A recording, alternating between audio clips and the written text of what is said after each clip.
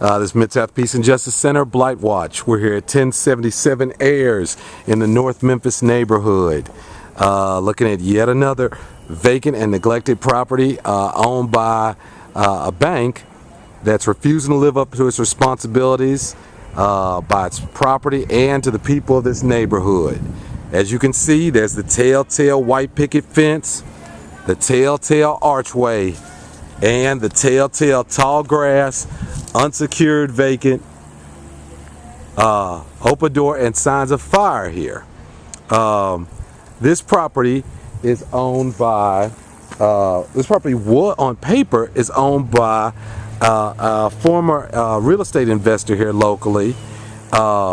She surrendered a number of these properties to the banks back in 2007, but the banks have allowed these properties to remain in her name on the local registry. So even though these properties are all that we've shown you are all owned by banks, if you look it up on the county trustee or the city treasurer website or what have you, it's going to show up under this woman's name, and she does not own these properties anymore. So they're just allowing these property taxes to build up in her name, you know, giving her a bad name with people in these neighborhoods, when the fact is they haven't lived up to their responsibility. This property is owned by America's Servicing Company. They owe over $2,555.73 in back taxes to the city of Memphis. They have refused to take care of this property for 3 years, and they're hiding behind this woman to hide themselves from taking care of their responsibilities. For those of you who know, what they want to happen, I believe, is for the city to eventually get tired of it, take possession of this house and tear it down. That way it lets them off the hook of having it on their books. That's just my theory. Of course, we all know what happens then.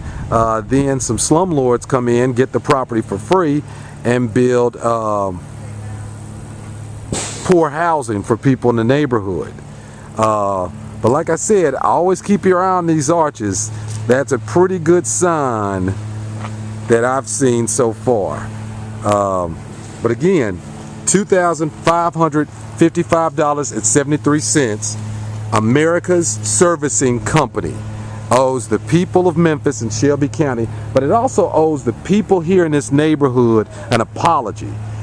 There's a lot of pride in this neighborhood, a lot of pride in how people take care of their yards, and they deserve better than living across the street from this. Now, right next door, these things love to travel in pairs. We have another property. We're looking into who owns it, but it's pretty much done for. This is another possible bank-owned property. Signs of illegal activity, complaints from the neighborhood of rats, and it's just awful. Again, I mean, this is the sidewalk, and then you have another vacant lot right next door.